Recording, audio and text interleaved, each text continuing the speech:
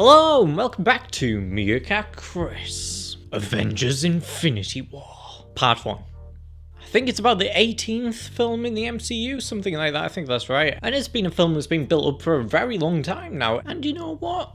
I really liked it. Yeah, I really enjoyed it. Straight up, I'm going to just tell you there are two things holding me back from saying that this film is a great film, and that is that this film really does end just when the film gets really interesting, and probably the most interesting out of the entire film, or even the MCU in general. And then number two, there are just way too many coincidences and way too many instances of convenience that really take me out of the film. And I'm going to discuss both those issues later on. So let's start off with the good.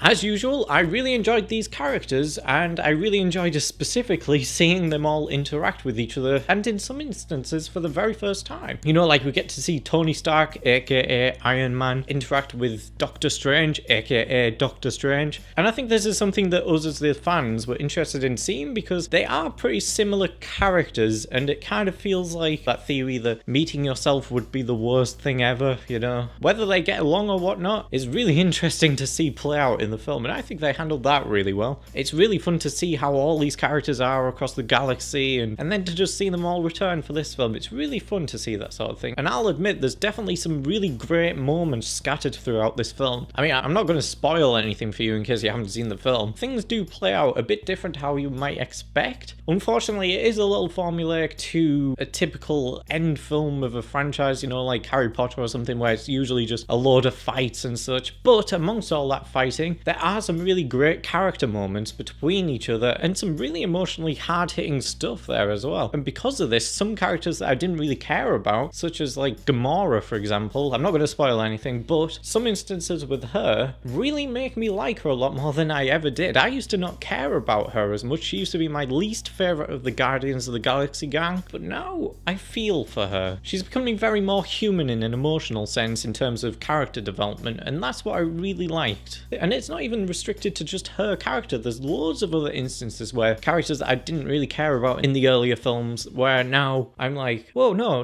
I like you, I care about you. No, please don't get hurt, you know? Whether they do or not, I don't know. And probably my favourite good point is that Thanos is pretty awesome. I'm so glad I can say that, because I think we're all a bit skeptical about going into an MCU Marvel film and thinking, ooh, I know the heroes are going to be fun to watch, but what about the villains?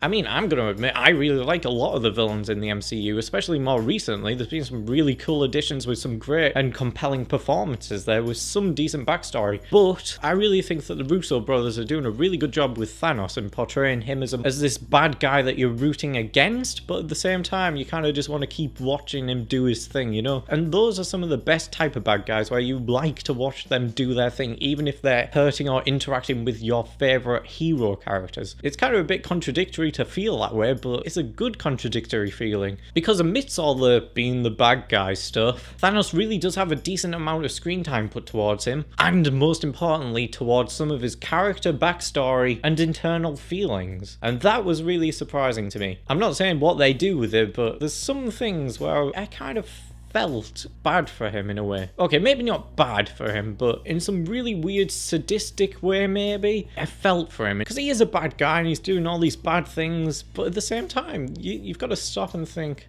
oh, Thanos. And then my final good point that I want to talk about is that I've really found the last 10 or 15 minutes of this film to be some of the most emotionally powerful scenes in all of the MCU. Again, of course, I'm not going to spoil it for you in case you haven't seen it, but if you have seen it, you know what I'm talking about. And it came totally out of left field. It was something that I did not expect to happen. I thought it was a really creative ending. And it really gets you guessing and wondering what on earth are they going to do in the second film, as in part 2. I could have shed a tear if I was capable of that. Yeah, and I don't say that about many films, but yeah, I could have shed a tear.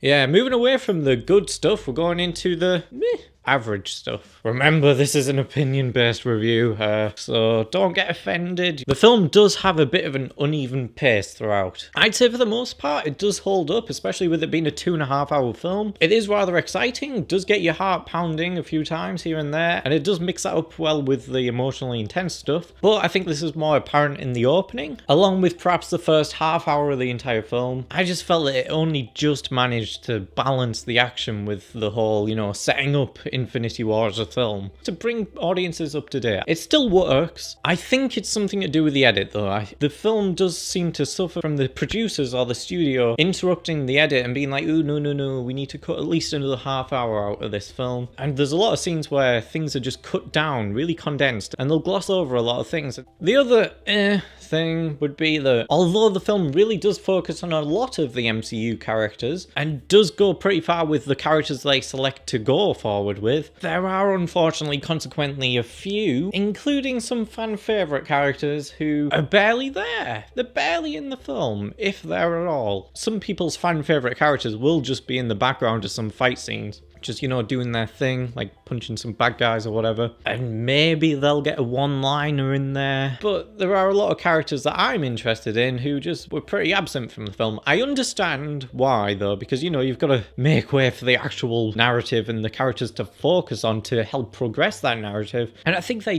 did handle it well. It's just some people might go in there expecting to see something of their favourite characters and not really get anything out of it, you know? It's not necessarily a bad thing, though, so. But yes, we are now at my bad points. They're not necessarily bad points, they're more like, I consider them more weak aspects of the film. And what I mentioned earlier at the beginning of the video, that the film does end just when it's getting the most interesting, and there are way too many coincidences and moments of convenience that just completely take you out of the film. You know how I said that the last 10 or 15 minutes are probably my favourite part of the film? Yeah, well, it really makes the rest of the film feel a bit lackluster in comparison to it. Because the film does really make itself up of a lot of set pieces and huge fights going on. And don't get me wrong, it does warrant this. They're just kind of lackluster in comparison to the smaller scenes between characters and their emotional feelings. And I understand that not everybody's interested in this as much as like seeing their favourite characters fight against each other, but for me, coming away from the film, the things I remember are the smaller moments between people. Like maybe somebody will put their hand on somebody's shoulder in a comforting way, and maybe it's a big moment for that character internally, and sometimes that'll resonate with me more so than if somebody got beat up, you know.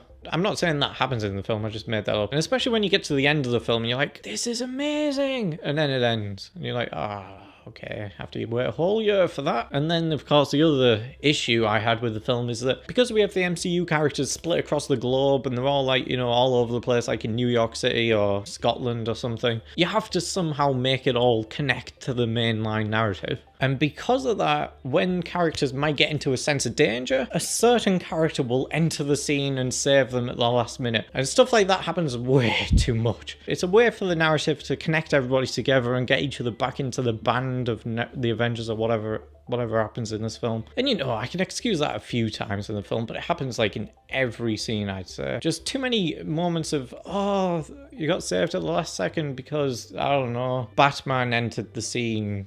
He just happened to be there at that specific moment to save you.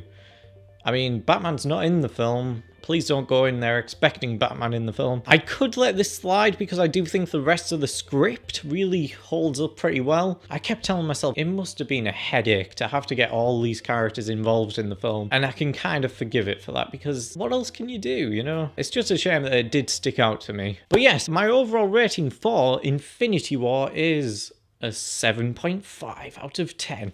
But here's the problem. That's as part of the greater picture and understanding that this is part one of two parts. Because if you view it as a standalone film, you know how like you could probably watch The Avengers from 2012 as a standalone film without having to watch any of the others. You can't really do that with this one. And I agree, that's just how it has to be. But as a standalone film, I'd probably have to give it a 6.0 out of 10. You don't really get that fulfilling arc in this. There's a lot of things left open and you don't really feel like the 2.5 hours is worth it if you see it for that. as a standalone film. But when you look at it as a great picture, wow, it's amazing, and I can't wait for the next one, you know? So 7.5. I'll give it a 7.5. There you go. Don't get too angry. So yes, that's the end of my review. What did you guys think? Have you seen the film yet? I think a lot of people did see it on opening night. I of course was there, and you know, totally made it worth it because it got a little Lego set. Anyway, thank you guys for watching. I hope you guys kind of enjoyed the video. Why not leave a like and subscribe, because I do a lot of these type of videos. And yeah, I guess I'll see you in the next video. Goodbye.